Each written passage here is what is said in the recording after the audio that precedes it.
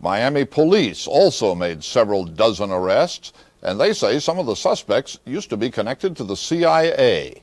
George Kreil reports. The Miami police are in the process of arresting more than 50 people in one of the city's largest drug busts ever.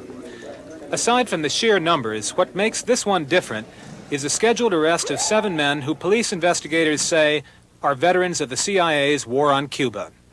And this may be only the tip of the iceberg. CBS News has learned from drug enforcement officials that networks of other CIA veterans based in Miami have been actively involved in cocaine and marijuana smuggling for several years now.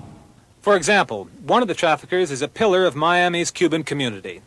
He spent more than 5 years with the CIA running operations in and out of Cuba. Several years ago, he turned his skills to smuggling drugs from Latin America to southern Florida. According to the CIA case officer who directed the CIA's commando operations, upwards of 2,000 Cubans were given training that could be useful in the drug trade. You have to remember that on all of these operations that they did in Cuba, they practiced them in the Florida Keys and in the coast of Florida first. Using the Coast Guard and the Marine Patrol and so forth here as enemy units, and to avoid them. And of course now it's child's play for them. So if anybody in the world knows how to get past whatever barriers we can erect, it's your old CIA agents? Well, you have to remember that the sites that they were using as practice landings here, the sites that they're using today for landing drugs. And these people have come into those sites on practices upwards of 100 times, over and over and over again. So they know every inch of they know every rock, every tree, everything about them. And do they know how the Coast Guard works, what they do, how to avoid them? But they probably never have had to utilize over a fraction of those skills, because our coastal patrols and defenses against drug traffic here is very weak compared to what they were up against in Cuba. CBS News has learned that state and police investigators have taken testimony from a key witness, now in the federal witness program, who alleges that an active-duty CIA officer, as well as a high-ranking customs official, were involved in the drug ring the police are moving on now. Once the trial begins, these and other allegations are sure to surface. What now seems to be clear is that a sizable number of the CIA's old secret soldiers, trained and based here to wage a secret war against Fidel Castro, are now fighting instead on the wrong side of the drug war. George Kreil, CBS News, Miami. CBS newsman George Kreil reported that Miami police were about to round up some top drug dealers from that area's Cuban community, and that the suspects would include CIA-trained commandos from the secret army recruited in the 1960s to overthrow Fidel Castro. During the past 24 hours, the arrests were made. And tonight, Kreil reports on a trio of suspects who've come in from the coast.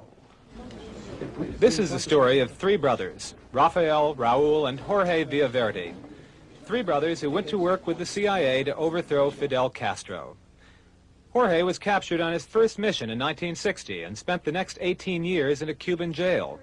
He was honored upon his release by Congressman Claude Pepper. Villaverde, I have the honor to be your congressman. It gives me... Raul, for 8 years, ran the most dangerous operations into Cuba, one of the legendary figures of the CIA's exile army. Rafael, the success story of the family, graduate of the CIA's most exotic guerrilla training, captured at the Bay of Pigs, being honored here with the exile army upon their return from Castro's prisons. I can assure you that this flag will be returned to this brigade in a free Havana. Rafael, who went right back into the secret war, running operations with his brother until the CIA closed down its Miami station in 1967. Rafael, a pillar of Miami's Cuban community, the head of the Little Havana Community Center, a force in Dade County politics. 3 brothers, freedom fighters as they once were called, CIA agents, respected members of their community. And today, all stand charged with large-scale drug trafficking. conspiring to smuggle cocaine into southern Florida. A key government witness claims that the Villaverdes recruited a number of other CIA veterans as well to take part in the alleged drug ring. It would be enough if this were the end of the Villaverde story, but there is more.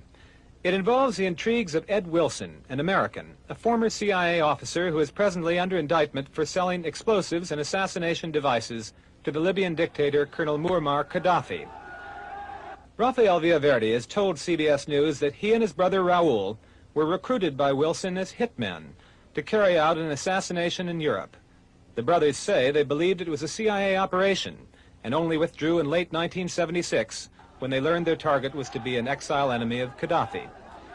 It was at this point, according to the police, that the Villaverde brothers began to move into the drug trade. Last night, more than 50 Cubans were charged with taking part in a drug conspiracy. A number of them, like the Villaverde brothers, were given cloak and dagger skills to be used exclusively to carry out covert government policies. Those policies may have died, but the old secret soldiers did not fade away. George Cryle, CBS News, Miami.